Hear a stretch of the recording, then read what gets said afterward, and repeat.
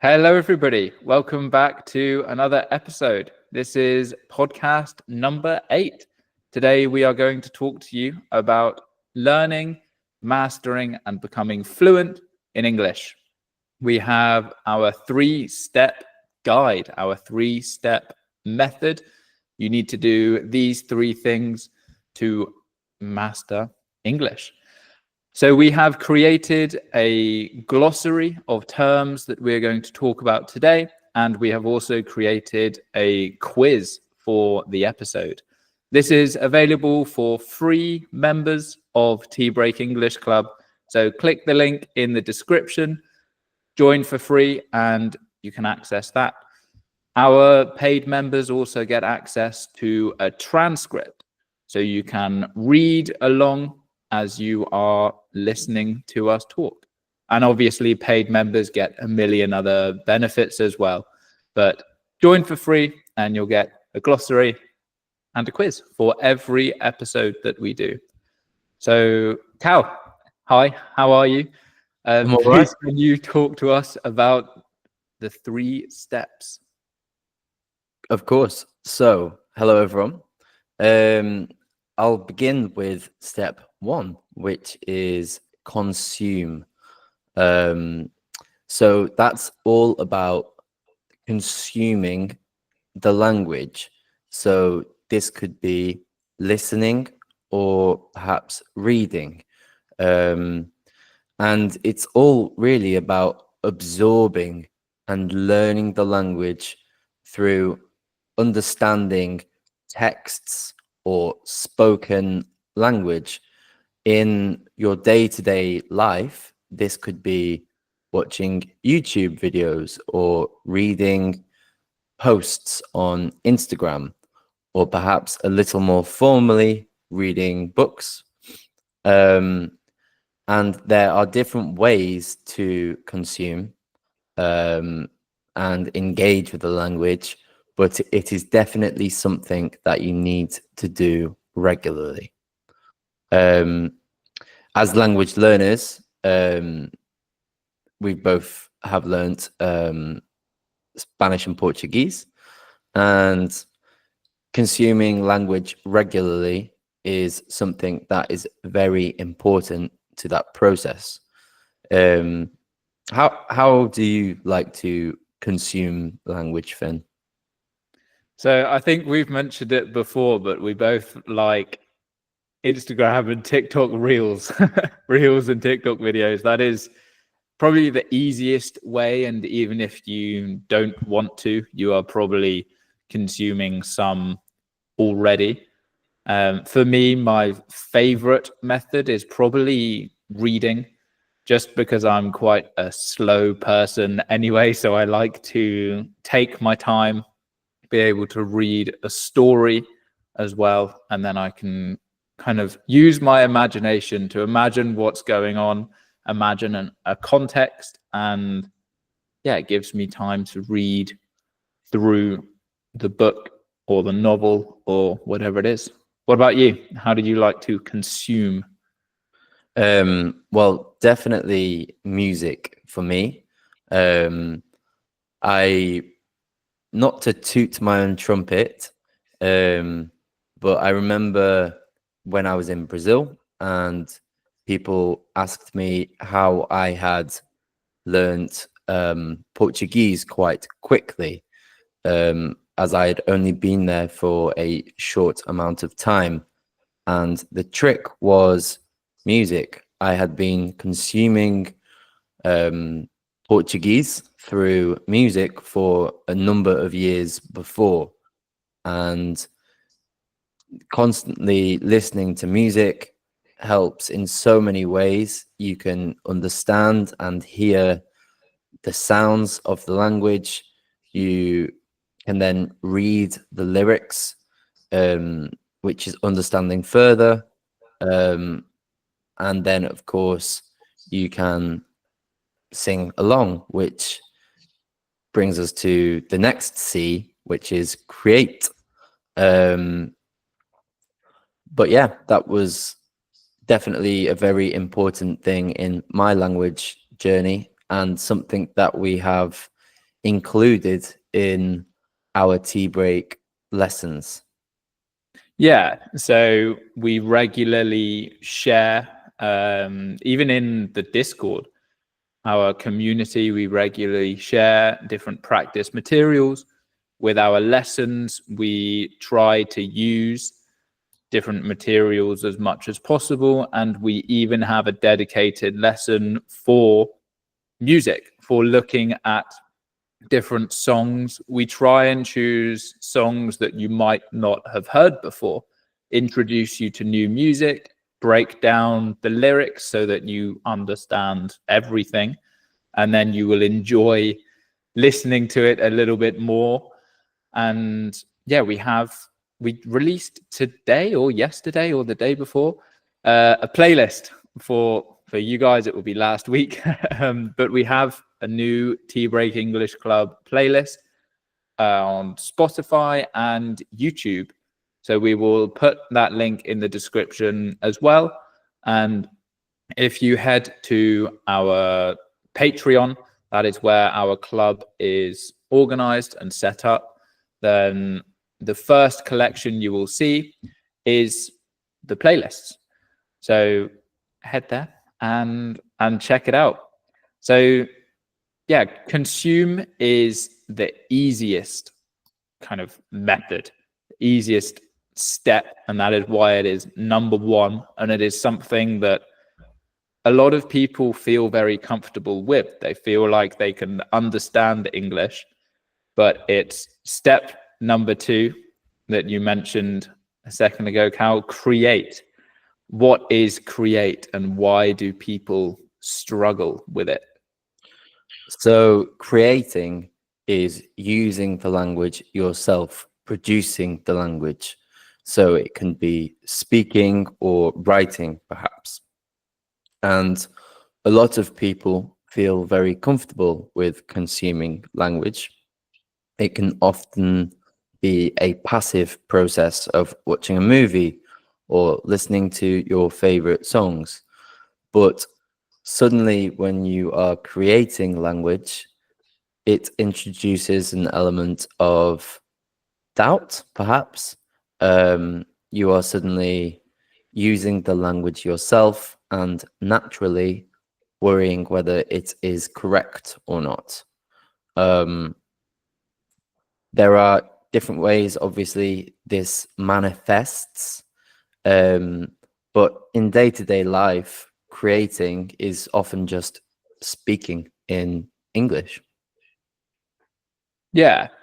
So speaking is something that we do all day, every day in our own language. But when you're learning a language, it can be hard to find people to speak with. And you can speak to yourself. You can practice your speaking skills by just recording yourself, getting your phone and recording either a video or a voice note or anything, and that adds a little bit of pressure. So that is one method, but really you do need to have a live conversation with someone, and that is where life becomes a little bit more difficult, and people look to paying for expensive classes in order to do this. But really what you should be looking for is just a speaking partner. Maybe you might have a friend, one of your mates that is also learning English. You might be at similar levels. You can just dedicate some time. You can set some time aside to only speak in English. You can use ChatGPT to give you conversation topics.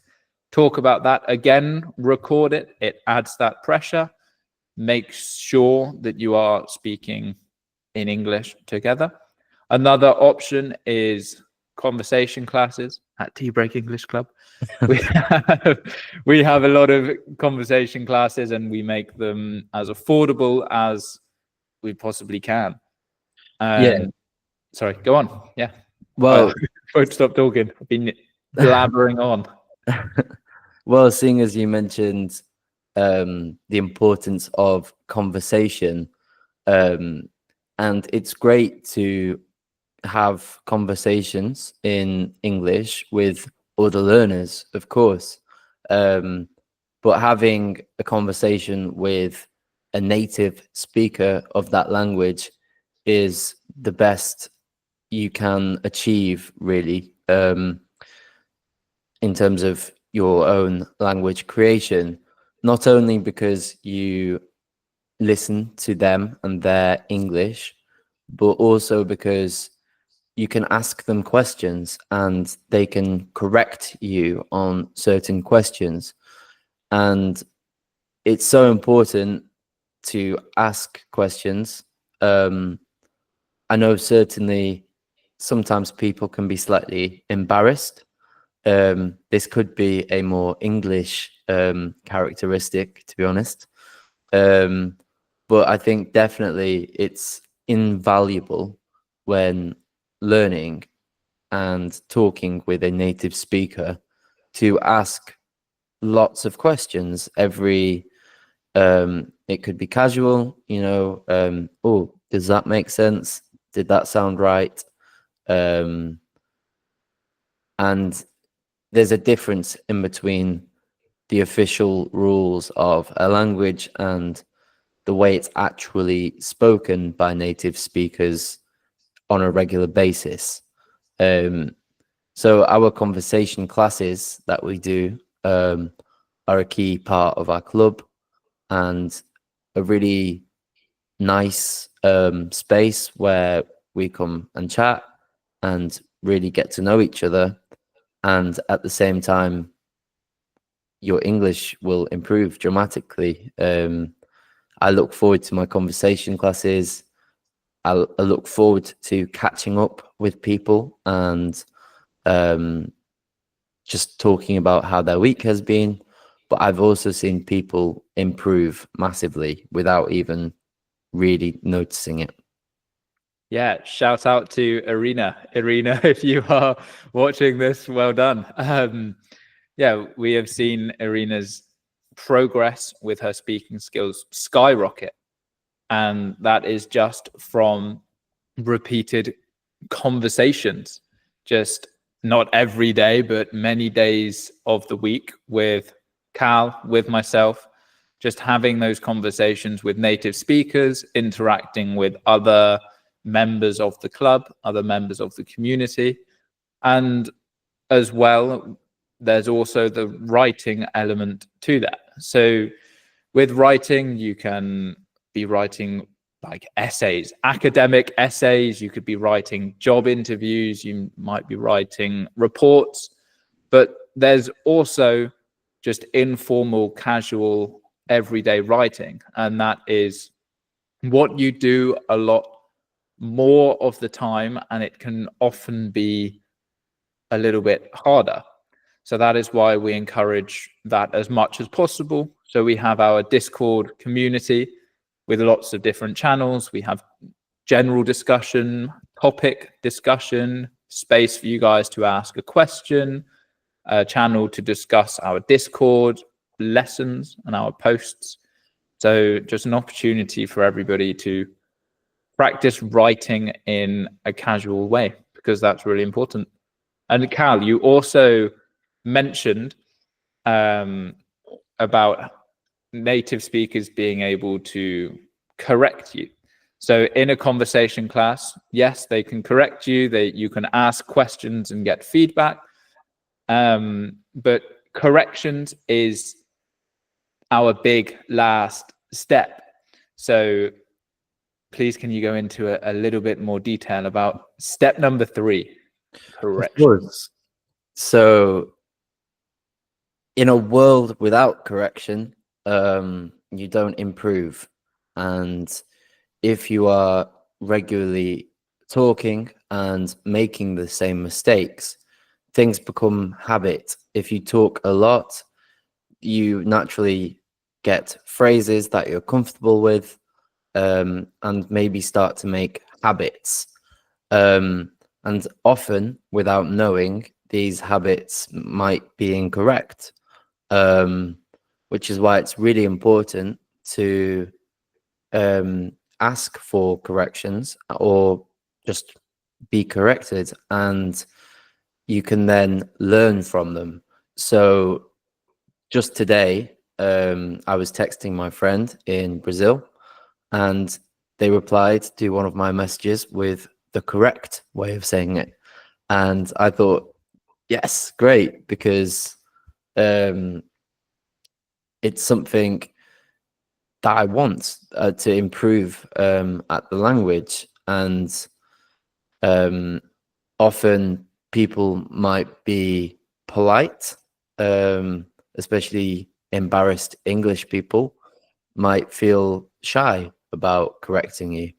But it's a very healthy thing because it helps you improve and understand the language better. Yeah, and I think I was one of those shy, timid English people, especially when I first started teaching. It kind of felt a little bit awkward to correct people, but you soon realize that that is what everybody wants and everybody needs. People come into the class and say, correct me as much as possible, be brutally honest. And that is what you need. And it is how you make those last little steps. So on your English journey, at the start, you will be able to make a lot more progress, a lot easier and a lot quicker. And then as you get more advanced, those improvements become smaller and harder to make. But corrections are what give you those last little steps.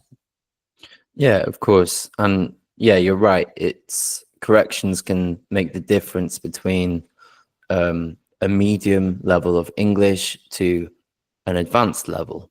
There are so many speakers who have a level of English that is good enough to be understood. They can have conversations, and generally you can understand what they mean. However, they make the same mistakes often, which prevents them from achieving a higher level of English. And yeah, like you say, it's definitely a slower progress once your level is at that stage, but through correcting and understanding and then creating, employing that language, you can improve massively. Yeah, exactly. And I think as well, it's especially important for those people looking for jobs in English as well. If you are in an interview or you are even on your application, your CV, your cover letter, if there are lots of mistakes, then the employer is going to be a lot less likely to choose you, to employ you, to choose you to represent that company. So it's something that when you get to a professional or even an academic level, then it's something that needs to happen. The corrections need to happen. But importantly, mistakes are good.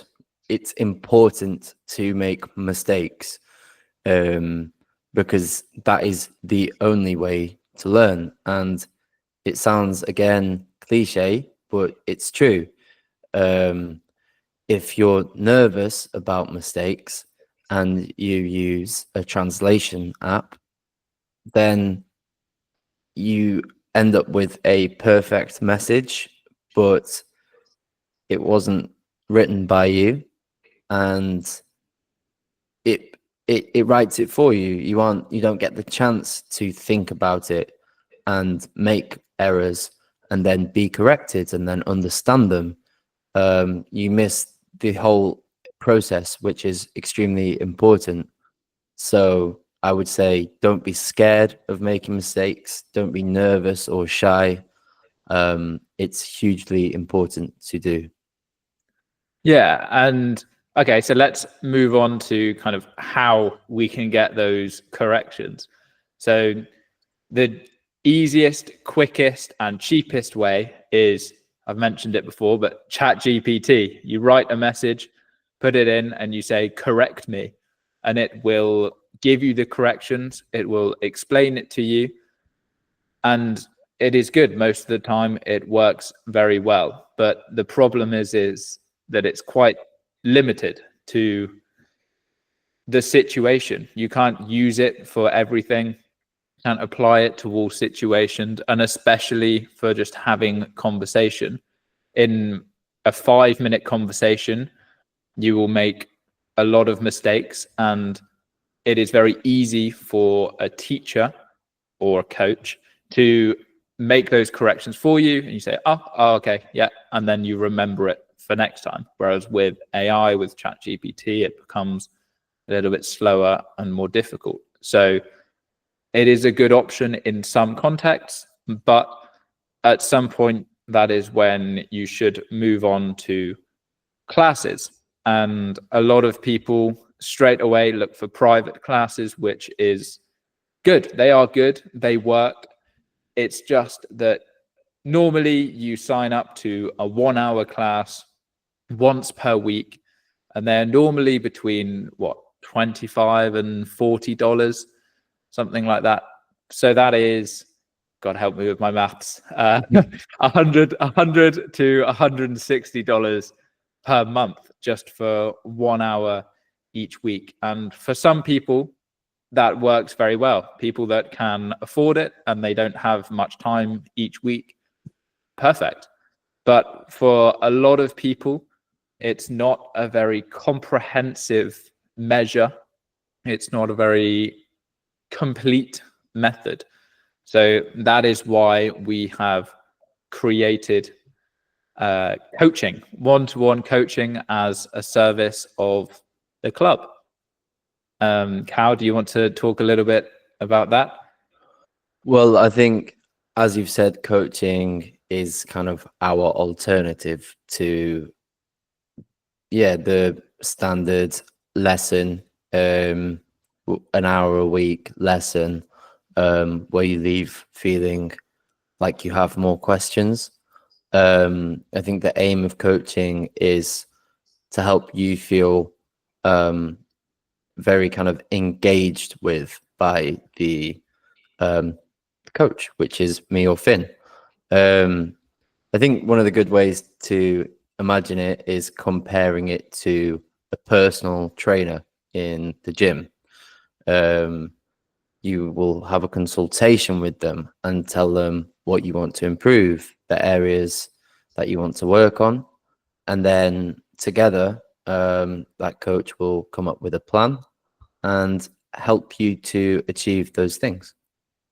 Sorry, I interrupted you. No, go on. Yeah, no, you're exactly right. I always like comparing it to a personal trainer or a PT in the gym. And nowadays, you see a lot of coaches now, they have moved online. So it's like a one-to-one class. It's like a 1 hour session in the gym with a PT. But now you have these online coaches that we are now creating for English. And we write a program for you kind of in the same way. So like a progress plan. So instead of creating your workouts, we decide what is best for you based on your goals, your ability, the amount of time you have in a week, what you enjoy doing. We're not going to make you suffer through a 1 hour documentary if you hate watching documentaries. But if you love music, then we'll make you listen to music. So we'll give you your own study plan, 2 30-minute one-to-one calls a week. So instead of a 1 hour slot, we break that up so you have your practice spread out over the week. We also give you a task that can be writing and or pronunciation, which will then give you feedback on, because writing is a thing that people struggle to get good quality feedback on. So you have the live speaking with corrections, you have corrections in your writing with your pronunciation. And yeah, we also have a lot of other little extras, like having our personal WhatsApp, Telegram for just direct communication. We'll check in with you throughout the week to see how your studying is going, if you have any questions, and you'll get full access to Tea Break English Club. So if you want to join the conversation classes just for some extra speaking practice, you can. You have all of our lessons, and you have the Discord to participate in as well. Yeah, exactly. And then we will have every week more and more videos available on Tea Break for you to go through at your own leisure, for you to practice, catch up on things. Every week there's more material on there, and better material. I think we keep posting better and better things on the club. Yeah, so we're building up a library, we can call it. And because this is a new project, the way that business works, when you first release your service, it is going to be a little bit cheaper. So we said $100 to $160 for a month of 1 hour classes once per week, but we are starting at $80 per month for that service. So there are limited spaces, obviously, so make sure you book in. You can reserve that. You can book a consultation, free 15-minute consultation in the description, and we will have a call together. We can meet each other and we can learn all about you, your needs, and your life, and create a plan for you to master English together. I think that about covers it, Finn. Yeah, I think that's a good summary and a good place to finish up. So we've just spent 20 minutes or however long it is just promoting the club, so we're not going to do it again. Check out all the links in the description, and if you have a topic that you want us to talk about in the next podcast episode, please let us know. Yeah, perfect. And Happy New Year, by the way. I think by the time this releases, it will be very New Year, but Happy New Year. Yeah, nearly the next year. But yeah, awesome. Thanks for joining us, guys, and see you next week. Bye-bye, everyone.